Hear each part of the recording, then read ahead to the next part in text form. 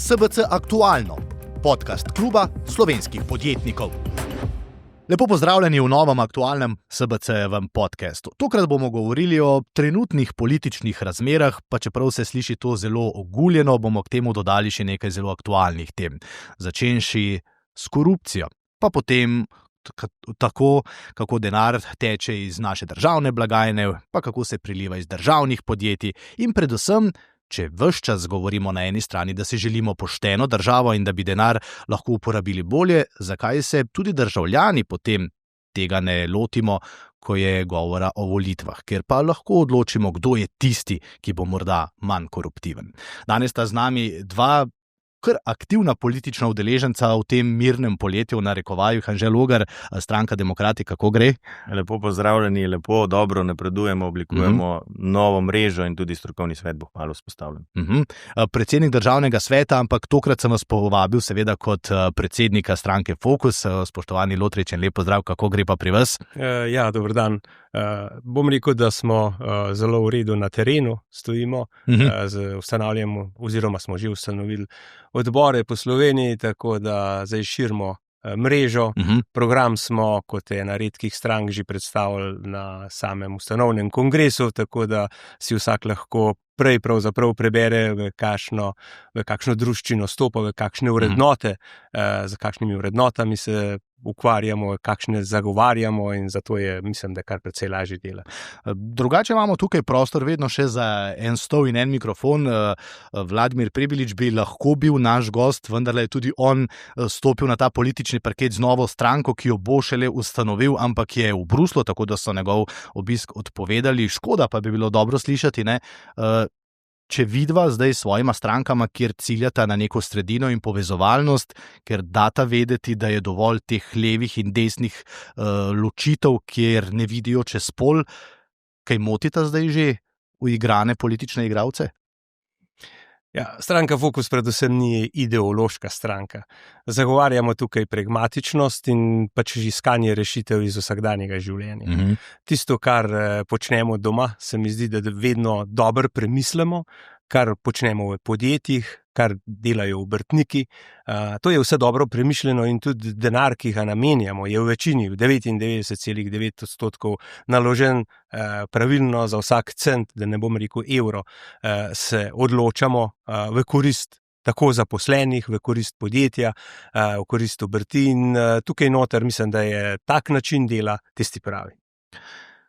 Anže Logar, vas zdaj kaj bolje resno jemljajo ali pa jih zdaj že bolj motite, glede na to, kaj kažejo zadnje javnomnenjske raziskave in je jasno, da vendarle očitno ne boste obrobni igralec, ko se bo sestavljala nova vlada? Težava Slovenije je v tem, da tisti, ki upravljajo z državo, želijo vse ostale prepričati, da je ta pot nekako predestinirana. Skratka, da ne obstaja nobena druga možnost, nobena tretja pot, nobena druga izbira kot samo črno-belo, rdeče-črno, 1 ali 0. Namen tega je vzdrževati nekakšen status quo, s čimer tiste, ki bi želeli poskusiti vstopiti v to areno, dejansko že v začetku etiketiraš kot vnaprej luzerja. In v Sloveniji imamo nek prast strah pred tem, da projekt, ki se ga lotiš, na koncu ne uspe, čeprav na koncu koncev v življenju velikokrat poskušaš in dokler poskušaš, si živ in dokler poskušaš nekaj doseči, boš na koncu vedno uspel. No in zdaj smo prišli v neko politično situacijo, kjer se neminovno starejša generacija politikov ali pa te, ki so že dolgo časa v politiki, dejansko izgubljajo stik z temi hitrimi spremembami, s katerimi se soočamo v Sloveniji in v svetu in začenjajo nastajati neka nova politična konkurenca. In jaz mislim, da to vrenje, ki je danes zaznati v Sloveniji s pojavom novih strank in tudi potem posledično s tem, da ljudje sprejmejo te nove stranke, ki niso sicer mainstream medijsko propagirane, ampak dejansko od spodaj navzgor rastejo s svojim programom in svojimi idejami in svojimi privrženci, da v bistvu to spreminja, to gnete to slovensko politično sceno in zato je verjetno toliko napadov na vsakega novega, ki prihaja na politični parket. Zdaj, demokrati smo kar nekaj tega že srečali, mislim, da je bilo tudi kar nekaj napadov na gospoda Lotriča, zdaj berem tudi nekaj nizkotnih napadov na gospoda Vladimirja Prebeliča. Zdaj, to je neka politična folklora, kjer se poskuša minimizirati nastanek neke nove politične konkurence. Mislim pa, da je za Slovenijo dobro, da nastane in da enkrat presekamo s temi delitvami. Zato mislim, da je uspeh teh strank tudi porok ali pa en začeten korak neke uspešnejše Slovenije, kjer bo lažje sodelovala in bo lažje pripravila program tudi raznorodnih strank za neko uspešno Slovenijo. In tu mi stavimo na to politično širino. Ne morem mimo zadnje politične menjave v narekovajih, če temu tako rečemo, ker vendarle je Matej Tonin še predsednik Nove Slovenije, ampak je dal vedeti, da ne bo več. Kaj to kaže? Kaže, da se, ne vem, tudi na desnici vendarle zdaj znova spet vse zbira okoli Janeza Janše, da tam vendarle nabirajo glasove, da ne bo potrebno iti morda bolj na sredino? Pa mislim, da je, bom rekel, življenje, če tako rečem, politika je pač omejeno na bom rekel, njegove same ali pa lastne izzive. On je sprejel, gospod Tonin je sprejel povabilo ali pa svojo odločitev za to, da kandidira na evropskih volitvah. Na evropskih volitvah je bil uspešen, bil je izvoljen v Evropski parlament in zdi se mi kar precej logično, da je težko voditi iz Bruslja politično stranko v Sloveniji. To najprej zaznajo ljudje, najbližji, potem člani stranke, organi in tako naprej. In verjamem, da en iskren pogovor, ki so ga verjetno opravili, pač pripeljal do neke odločitve, ki sem tudi sam zasledil iz pač medijev, da načeloma ne bo več kandidiral in da prepušča, rekel, vodenje te stranke svojim nasledniku, svojemu kolegu, za katerega se bojo pač čisto demokratično odločili. Ne bi ocenil, da gre tukaj noter za neke pritiske, bom rekel, zunanjih udeležencev ali pa akterjev v politiki, zaradi tega, ker imamo vsi s sabo, bom rekel, zadost prostora. Je pa res, da pa ta, bom rekel, sredinski del med levim in desnim polom pa bi znal biti in jaz se zelo trudim, da bo res postal en, bom rekel, faktor razuma. Zaradi tega, ker sam sem vstopil v politiko zato, da z iskreno željo, da se pač spremeni ravno, rekel, tema današnjega pogovora, ki bo korupcija, ampak ravno tukaj, kjer najbolj padamo, ta odnos do ljudi, odnos do našega skupnega dobra, to pomeni, da pravzaprav moramo vedeti, kaj je naša naloga, ko vstopamo v politiko. To je upravljanje ali menedžiranje, upravljanje javnih financ, javnega dobra, v korist vseh nas. In zagotovo, če bi to delalo pošteno, ne bi imeli nobene korupcije, ne bi imeli nobene afere, potem bi kadrovalo po načelu meritokracije, naši kadri bi šli v pozabo. Skratka, jaz mislim, da ravno ta sredinski del, tako levo kot desno, je lahko toliko odprt, da bi znal postati enkrat prihodnje absolutno tudi zmagovalec. Sej preden gremo na korupcijo, ravno zato v tej sredini zdaj odpiramo vprašanja. Gospod Logar, vi ste bili dolga leta v SDS-u, ta menjava Tonina je dvignila veliko obrvi na levi strani, na desni pa veliko zadovoljstva prinesla. Dobro je rekel gospod Lotrič, šel je v Bruselj, tak hec je, da iz Bruslja pa bi Prebelič prišel nazaj. Se pravi, kaj to pomeni, ta menjava na vrhu Nove Slovenije, tudi za to sredino, za to zbiranje neke drugačne usmeritve morda po volitvah? No, mogoče je bila moja izkušnja s tem še rahlo bolj zagonetna. Z gospodom Toninom sva ravno na tisti dopoldan v studiu neke druge oddaje oziroma drugega podcasta govorila o podobnih stvarih in se mi ni zdel na nek način odprt za drugačno politično orientacijo, kot je takrat predstavljal. Tako da moram reči, da sem bil sam tudi presenečen nad to odločitvijo Nove Slovenije.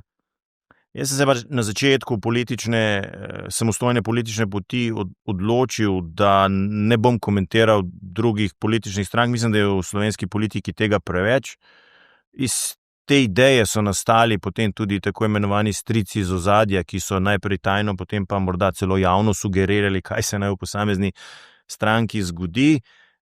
Mislim, da vsaka stranka prevzema odgovornost za tako dejanje in jaz želim Novi Sloveniji veliko uspeha na programskem in volilnem kongresu in da bo z dobrimi rešitvami v bistvu uspela pomagati Sloveniji, da naredi ta preskok iz te binarnosti v neko sodobno državo, kjer lahko praktično vsi se pogovarjamo in tisti, ki se poenotimo v skupnih ciljih, tudi sodelujemo. Ja, zdaj pa tisti uvod, ki sem ga naredil, je bil usmerjen v korupcijo. Se bi lahko o velikih stvarih govorili, danes smo si pač vzeli za primer korupcijo, ker ta letno poje 3,6–3,5 milijarde evrov državnega denarja, lahko rečemo od vseh nas, ki ga vplačujemo. Morda, če začnemo pri aferah, ni bilo še vlade, ki ne bi imela korupcijskih afer, in pri tej vladi se je zdelo, morda jih pa ne bodo imeli, ker so obljubljali popolnoma novo politiko, in tudi to smo videli seveda v preteklosti vedno. Afera Litijska, mimo nje še vedno ne moremo. To je afera, ki se ni razpletla. Slišali smo, kaj se je zgodilo, zamenjala se je ministrica, videli smo neko revizijo, ampak na koncu zdaj mineva že skoraj da drugo leto, pa še vedno se nam zdi in zelo prikladno tudi to afero ves čas kdo daje, sej tam so pa toliko milijonov dali, in to je, Slovenci imamo zelo radi razloge, zakaj smo tudi sami koruptivni, ker sej so oni pa še bolj. A je to morda bila tista največja afera korupcijska te vlade? Ali gremo lahko kar na Spirit, pa se lahko še kakšno drugo naštem, ampak morda se mi zdi, da smo s to afero Litijska dobili en pogled, kako celotna država ne deluje. Spet se ni nič zgodilo. Teče čas, stavba stoji, kar je sploh velika neumnost, sodne stavbe tudi nimamo, pa tudi nihče ni bil odgovoren in kriv za to. Ja, gledajte, zdaj korupcija je glede na razpoložljive podatke je največja ovira pri razvoju Slovenije. Tako. Zagotovo je to naša rak rana. Dokler časa se bomo mi sprenevedali in dopuščali, da se in zakoni in institucije, bom rekel, da so ugrabljeni strani peščice ljudi, in dokler časa se bo to usmerjali z ulice brez stroke, toliko časa bomo mi prepuščeni korupciji, pa naj se sliši tako še težje, in čas je, da se tudi mi sami vprašamo, ali želimo živeti v pravni državi ali v nekem, dajmo reči temu, koruptivnem baronarstvu. Zakaj? Začne se vse pri ljudeh. In o korupciji je treba začeti govoriti zelo zgodaj. Že v osnovni šoli je potrebno nekako vzgajati otroke, da nam korupcija ne more prinesti boljše ocene. Torej, neko, bom rekel, prijateljevanje nam ne sme zato prinesti določene ugodnosti.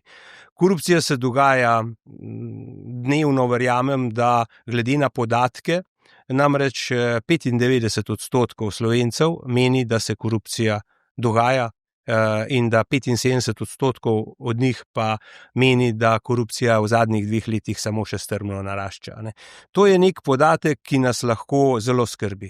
Mi imamo lahko, seveda, protikorupcijska komisija deluje, kolikor deluje, ampak včasih se mi zdi, da je to samo nekako, da smo zadoščeni pravilom, da lahko odločamo v nedorečenem času, nedorečenem okolju. Skratka, odločitve so prepuščene ljudem, ki pa seveda jih ne zavezujejo roki, po drugi strani pa tudi odločitve, ki jih sprejme protikorupcijska komisija, nimajo neke teže po kaznovanju, in na tem mestu je zagotovo potrebno nekaj spremeniti. Mi imamo policijo, mi imamo tožilstvo.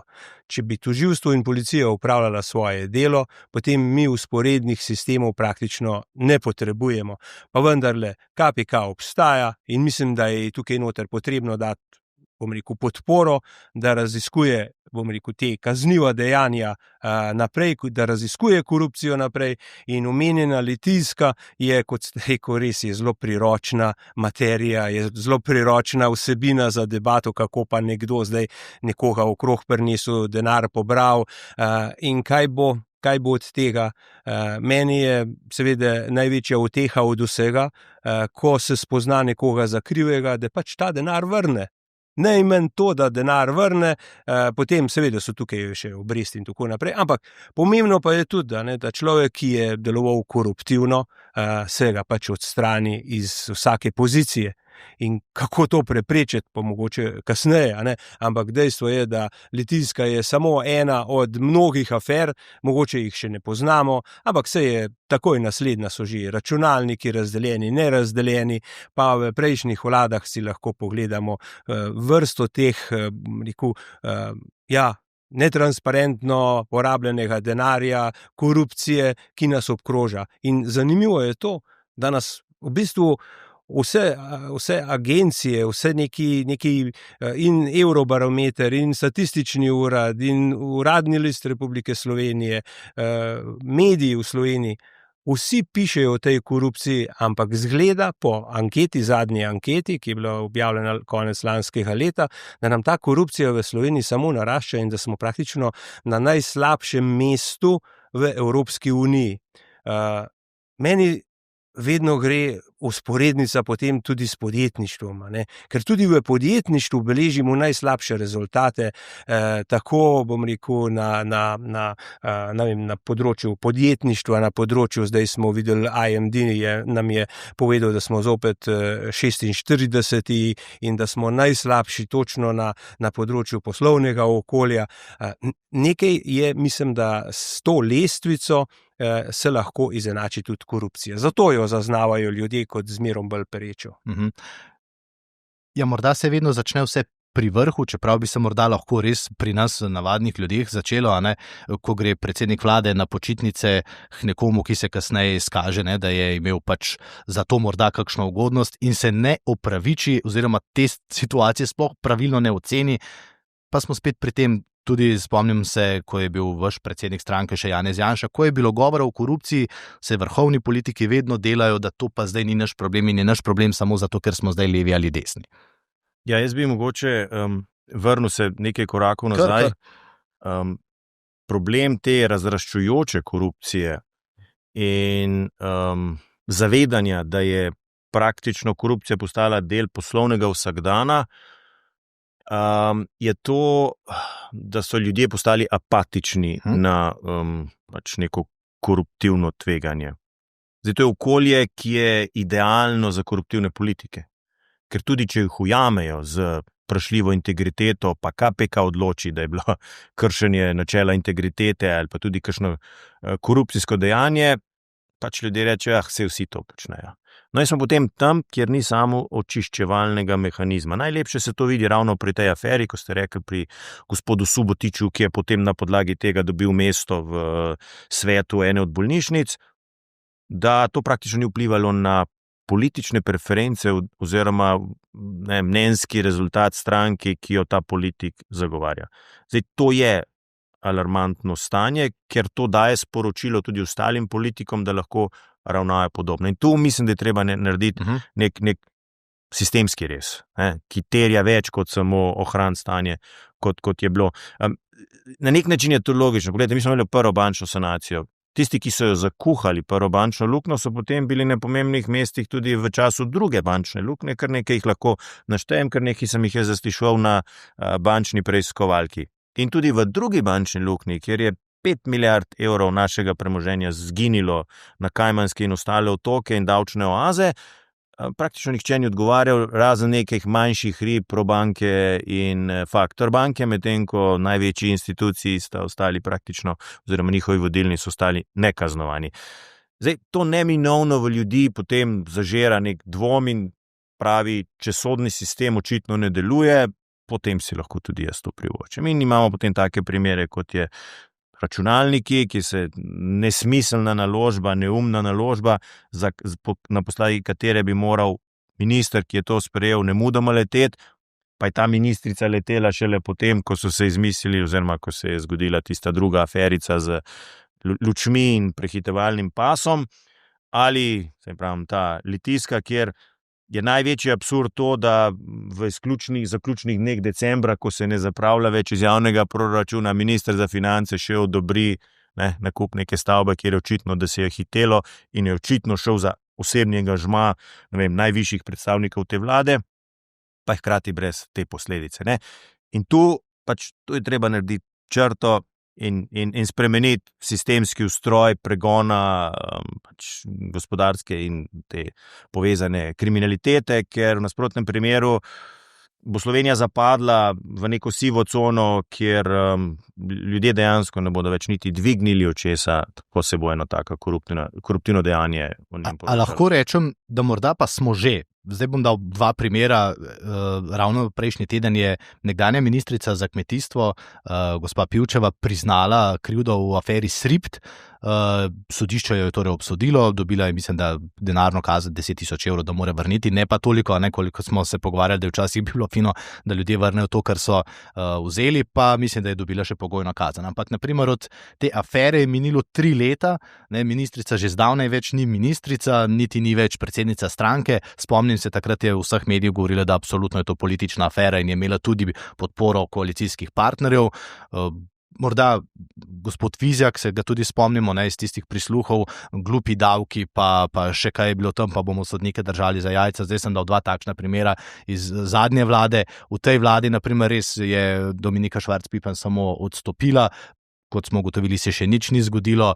Tudi ministrica za digitalno preobrazbo, vprašanje, a se bo kdaj kaj zgodilo. Skratka, rekli ste, da ne zapadamo, ampak meni se pa zdi, da ko dobijo mediji na pladnju neko afero, jo razdelajo, pokažejo, kaj se je zgodilo, vedno politiki rečejo, ne, to je politična afera, in potem se čez 3, 4 ali pa 5 let kasneje morda pripelje do konca, ali pa sploh ne.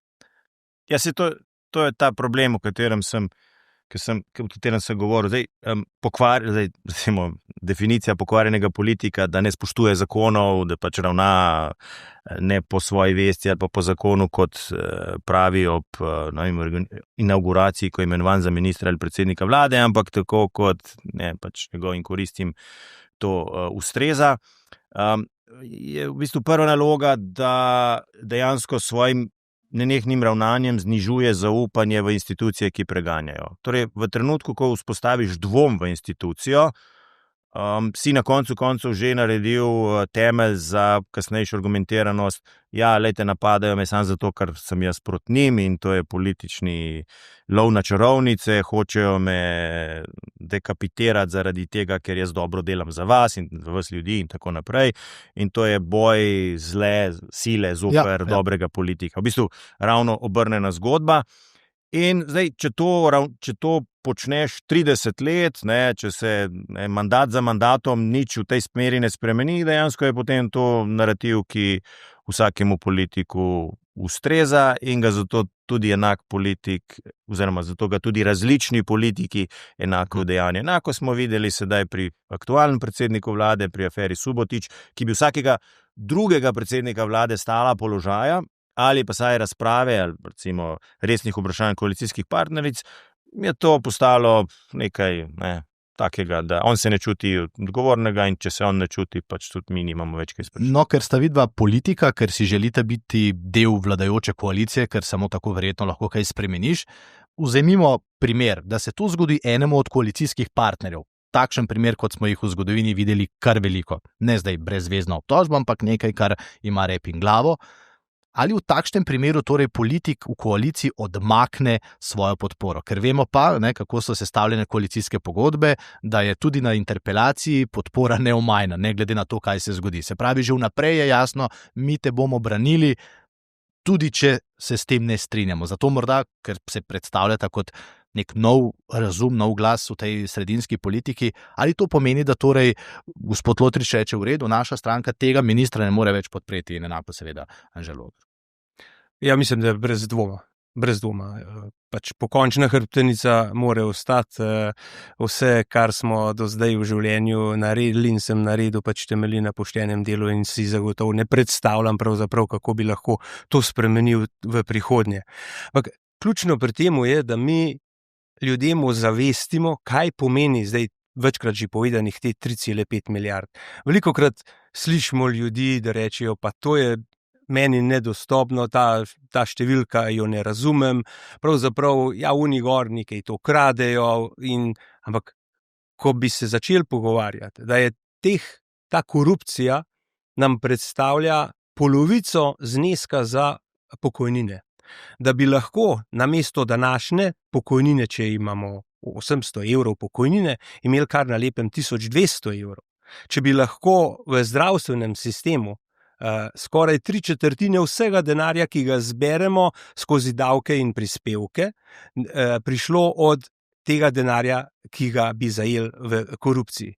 Če bi lahko pol praktično železniškega križa, če tako rečem, ali pa železnic Maribor-Ljubljana, zagotovili s tem denarjem, potem bi se, verjamem, da ljudje tudi začeli drugače obnašati in pa tudi mi kot politiki moramo biti absolutno, bom rekel, brez tolerance do vsake korupcije, ker se veste, kako to je, ali je zdaj 1 evro korupcija, ali je 1 milijon korupcija, je 1 milijarda korupcija. Ne?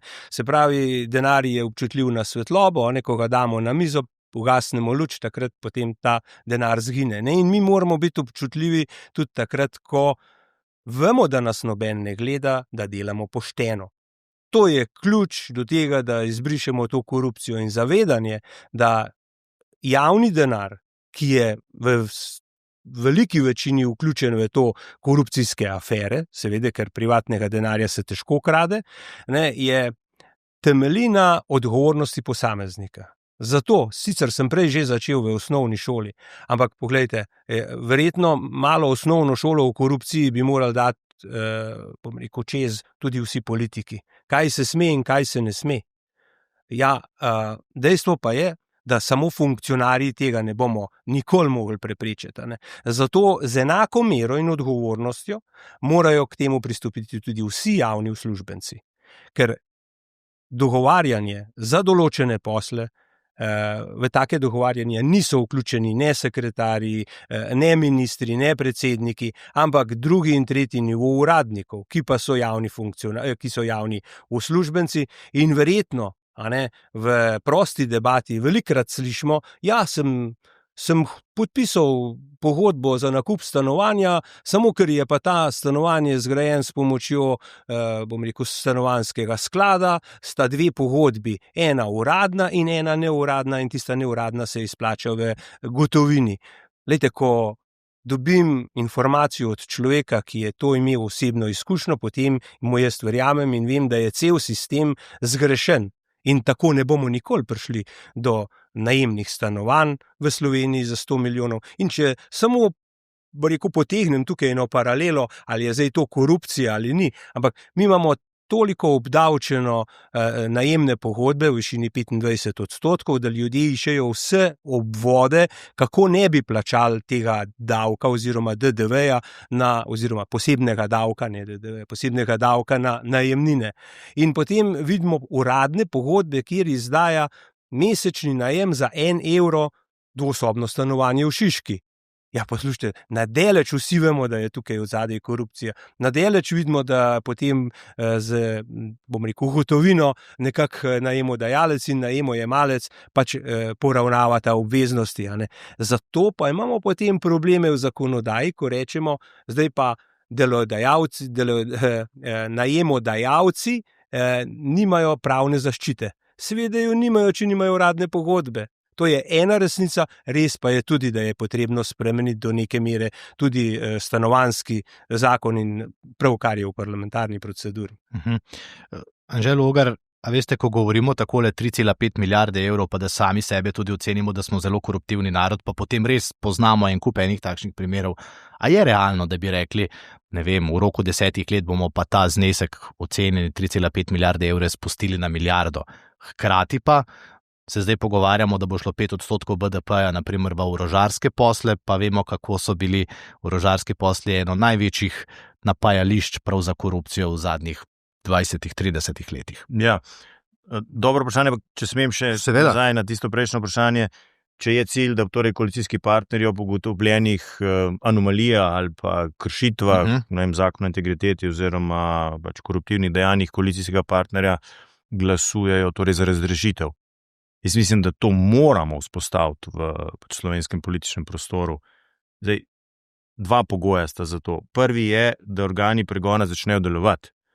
Skratka, da nimamo tako, kot smo prej pri gospe Pivčevi, mislim, da je bilo 5 ali 6 let, ker 2019 je izbruhnila tista afera, da traja do onemoglosti dolgo, da se izgubi sled med dejanjem in potem kaznijo. Torej, organi pregona se morajo prestrukturirati, treba je narediti nov sistem pregona, organiziranja in gospodarske kriminalitete, v tem mogoče kasneje. Drugo je pa treba tudi vlogo parlamenta zamenjati. Ne?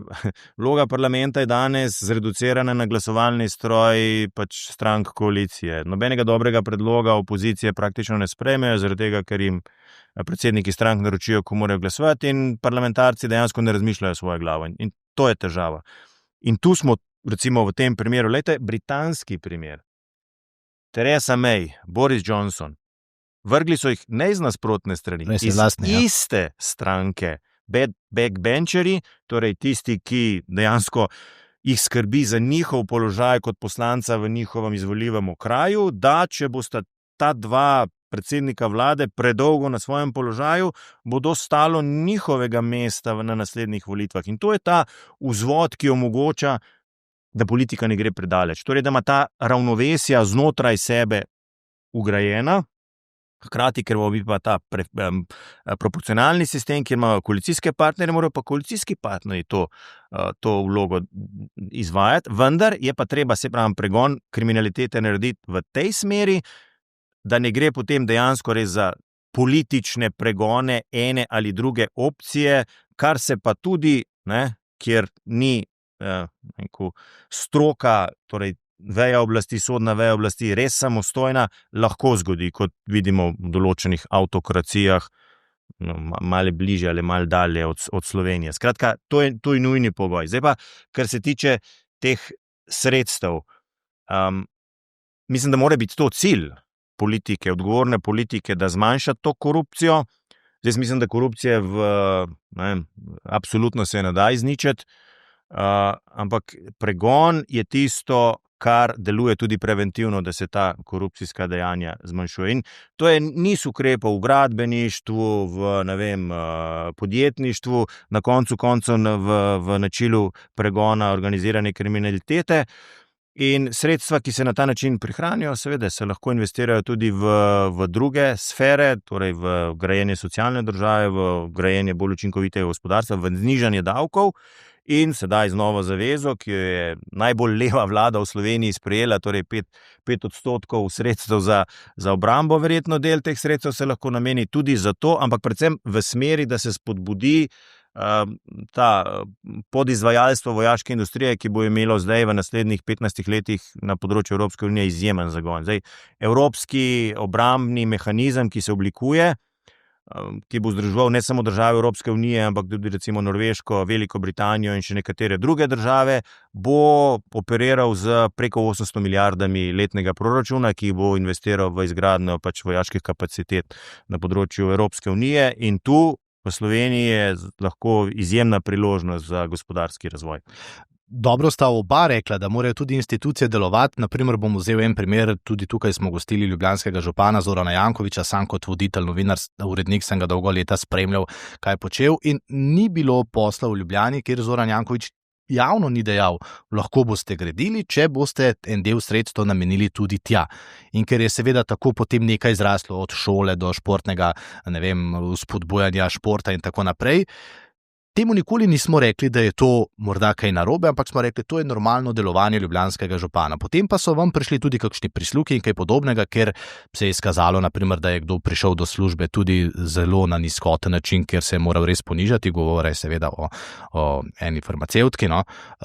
pa se tudi nikoli ni nič zgodilo. Ne? In zdaj se sicer ves čas vrtimo v tem istem krogu, ampak zdi se mi, da se res nikomur nič zaradi korupcije, razen nekaj bankirjev, no, ki so šli za nekaj let v zapor, ni zgodilo. Ne? In tukaj smo spet pri institucijah. Potem pa beremo, ali je predsednik okrožnega sodišča morda celo nameščal sodnike. Po drugi strani se državna tožilka javno izpostavi in reče, mi v resnici imamo državo, ki sodeluje z mafijo. Skratka, ves čas vaju sprašujem iste stvari, kar je razumljivo, ampak ves čas se mi zdi, da živimo v tem svetu, kjer se radi bi znebili te korupcije, po drugi strani pa vse kaže narobe. No?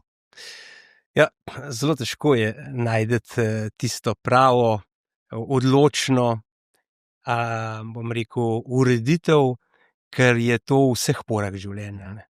In verjamem pa, da en dobršen del rešitve je pa v digitalizaciji javne uprave. Zakaj po nepotrebnem spuščamo ljudi med uradnike? Zakaj spuščamo podjetja med inšpektorje? Zakaj in tako naprej, da ne rečem javne uslužbence, spuščamo med gradbena dovoljenja?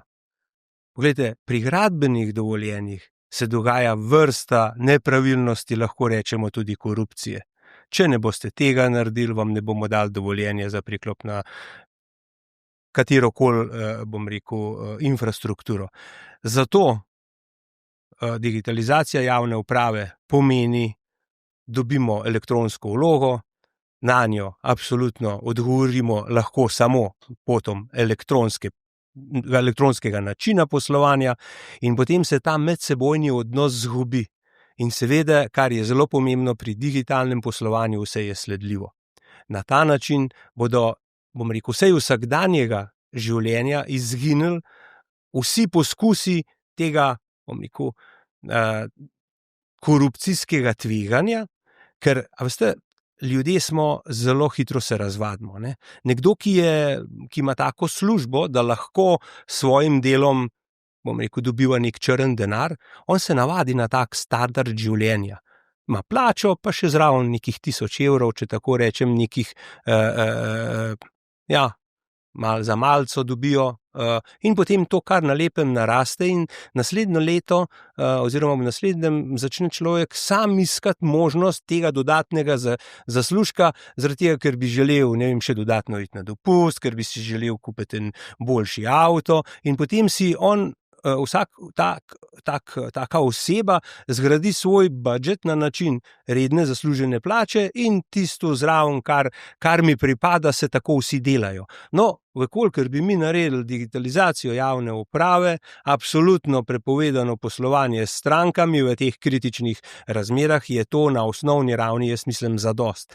To bi pa pomenilo, ne, da bi potem bili mi in vsi ljudje bistveno bolj občutljivi na te velike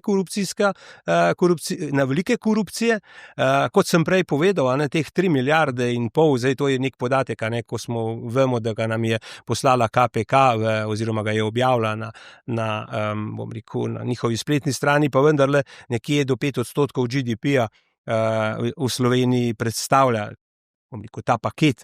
To je pa, prej ste omenili, to je pa denar, ki ne bi bil predviden potem za oboroževanje, za obrambo, tako kot nam še ni razložil pravzaprav predsednik vlade, pa me prav zanima, kakšna bo potem končna obrazložitev. Skratka, korupciji treba stopiti za vrat in najlažje na način, da se potem, da udeleženci ne pridejo v sam postopek odločanja. Poglejte, primer Evropske komisije in njihovih programov.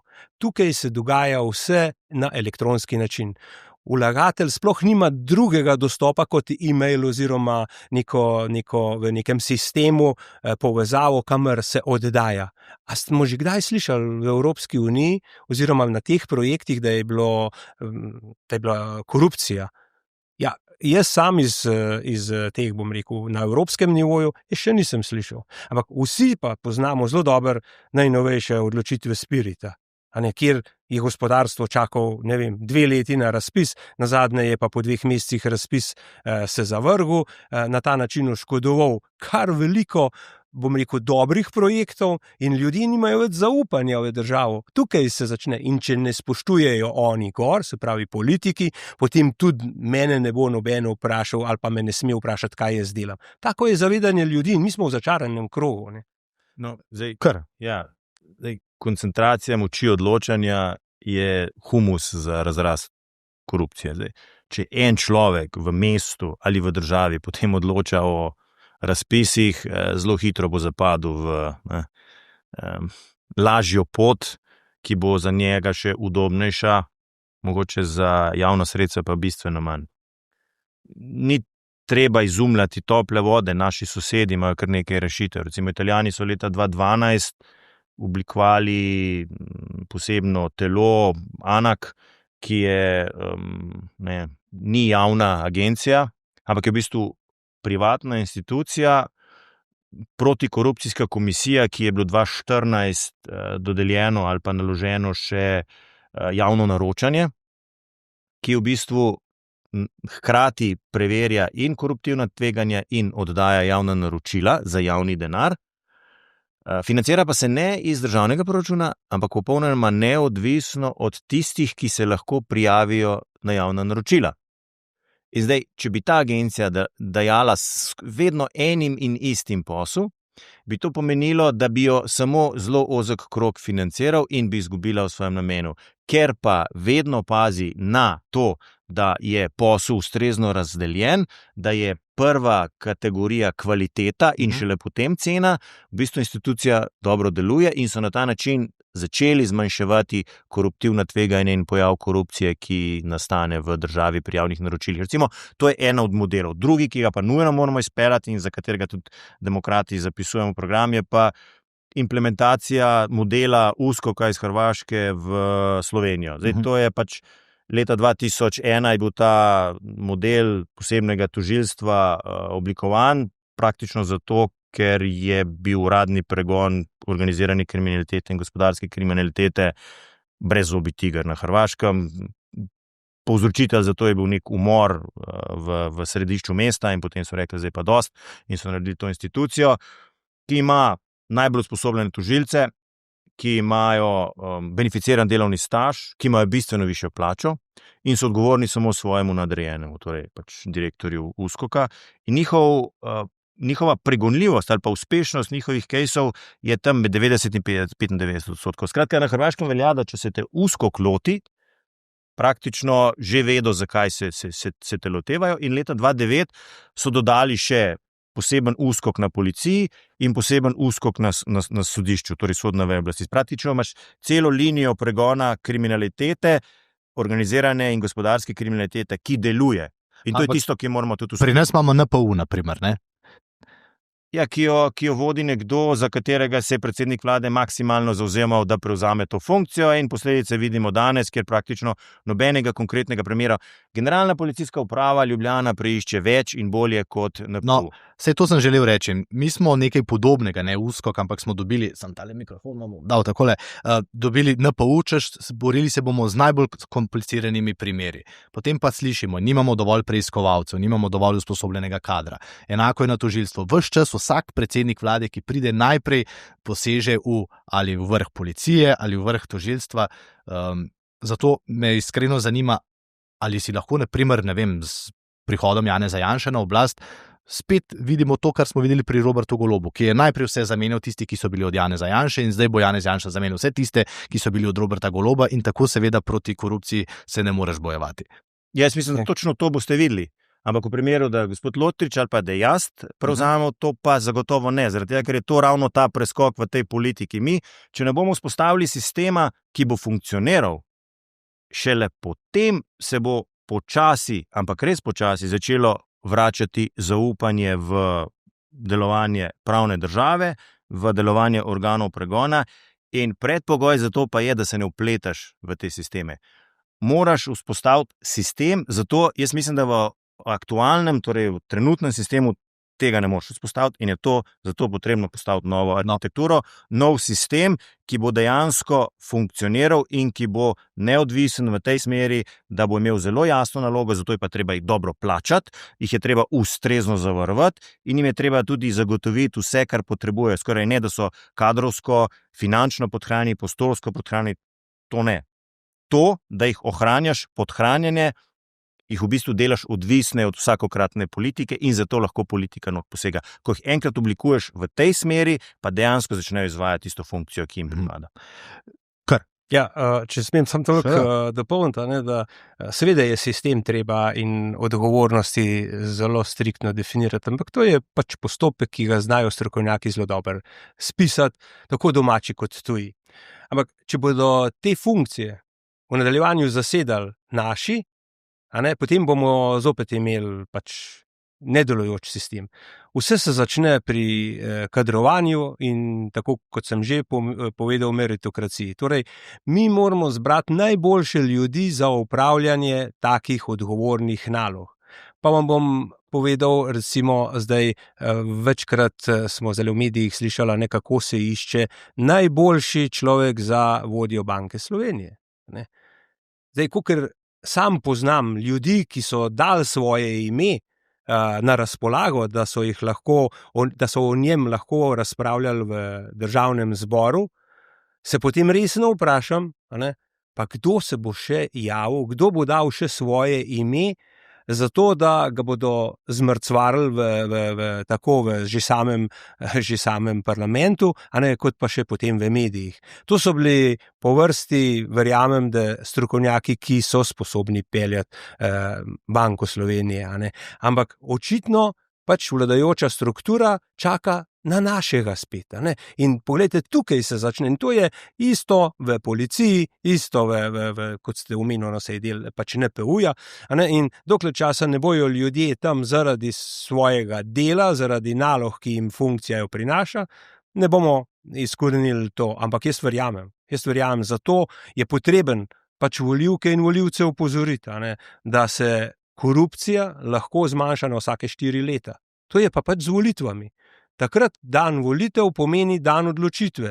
Če hočem imeti, potem bom rekel državo, v kateri bom lahko imel zaradi tega ali polovico večjo, se pravi pokojnino, ali bom lažje dostopal do zdravnika, ali se bom hitreje peljal po cesti, takrat se je treba odločiti in razmisliti, koga bom volil. Jaz sem prepričan in zato sam tudi vstopam v politiko, da bom rekel, ta ideološka neobremenjenost, se pravi stranke Fokus in še kakšnega, lahko pripelje do te odločitve, da bomo imeli na koncu zelo pragmatično vlado, ki se bo odločala ljudem v korist, na podlagi izkušenj, ki jih ljudje vsak dan živijo.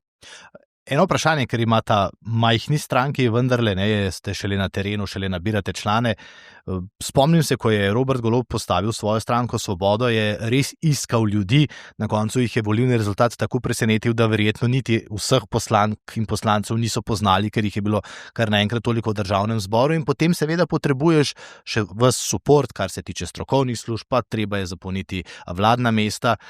Ali je lahko manjko in majhna ekipa tudi razlog za skrb, ker vemo, na levi strani in na desni strani imajo utečene kadre, točno vejo, kdo bo zasedel kakšno mesto in potem se kakšne stvari seveda ne da skriti, če govorimo naprimer o drugih ali tretjerazrednih uradnikih, ki so v koruptivnih poslih. Če imate majhno ekipo, se lahko veliki posli, ki nas čakajo, jedrska elektrarna, orožarski posli, dogajajo tudi mimo vaju, naprimer. Brez da bi vaši ljudje to vedeli. Ja, spet smo pri ljudeh, tako je. Številčnost ekipe še ne zagotavlja kakovost njihovega dela. Okay. Jaz sem sam prepričan, da ta mnogoterost ministrstev ustvarja nekakšne legla korupcije. Trenutno jih imamo 20.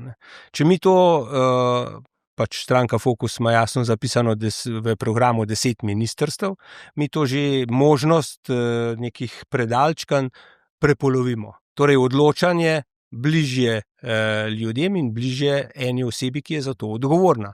In je potem ta skrivanje znotraj sistemov bistveno manjše, zaradi tega, ker je bistveno bolj transparentno. Če danes želite narediti neko cesto ali pa železnico, zagotovo rabite obiskati polovico ministrov, zaradi tega, ker so vsi odgovorni za ne vem, izdajo nekih dovoljenj, potem so recimo, če hočete dobiti okoljevarstveno dovoljenje, če hočete dobiti umeščanje v prostor, vam bo vzelo to 16 let in več.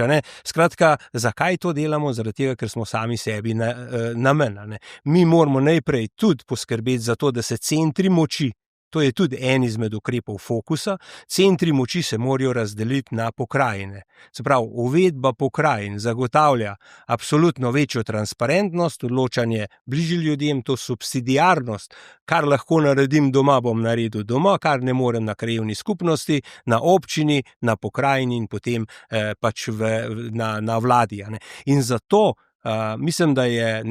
prepričan sem, mi smo šli obiskati kar nekaj dežel v Avstriji, kako imajo oni to zgrajeno, kako oni umeščajo v prostor in tu noter mogoče za naslednji podcast, evropska sredstva, namreč smo najslabši pri koriščenju evropskih sredstev, vem, da to ni korupcija, vendar je pa zelo blizu korupcije, se pravi, ni denarja v Slovenijo, ni denarja v javni proračun, in mi tukaj noter zaostajamo za čisto vsemi državami Evropske unije. Smo zadnji, počrpano imamo 0 evrov na koheziji, imamo 1/3 samo na načrtu za okrevanje in odpornost. In kdo je tukaj odgovoren? No, zdaj se pa vrnemo nazaj na tisto, kar ste vprašal, ljudje, ki so na ministrstvih. In če imamo to preveč popredalčkan, če more za vsako dovoljenje dati tako MOPE kot drugo ministrstvo in še infrastruktura, potem res ne vemo, kdo pije, kdo plača. In zato se mi zdi, da je seveda takrat, ko je potrebno zasesti ta mesta, morajo biti neštevilčni, ampak predvsem strokovni ljudje na pravem mestu. Mi imamo zagotovo zadost kadra, da pokrijemo te naše bom rekel, in ministrstva, seveda teh 10, za katere smo naredili plan, ampak verjamem pa, da bomo to skupaj z partnerji pa še dopolnili. Ja, zdaj, vi kolebate med dvema modeloma. Ena je velika vsemogočna stranka, ki ponudi kadre za vse praktično do tajnice na vsakem ministrstvu.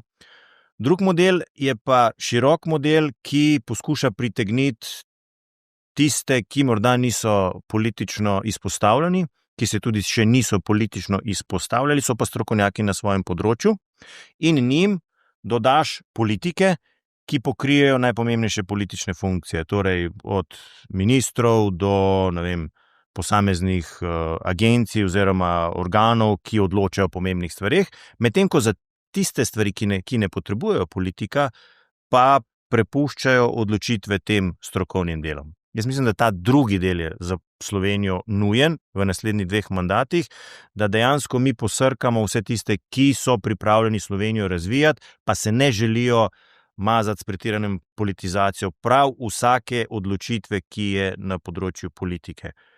Pa bom en zelo konkreten primer povedal. Glejte, gospod Simič je bil zelo uspešen direktor Dursa, zdaj Fursa, pa ni bil politično izpostavljen, je bil strokovnjak, pa je dobro upravljal. In mislim, da boljše, kot če bi bil tam politični človek, ki bi bil neposredno v povezavi s predsednikom vlade.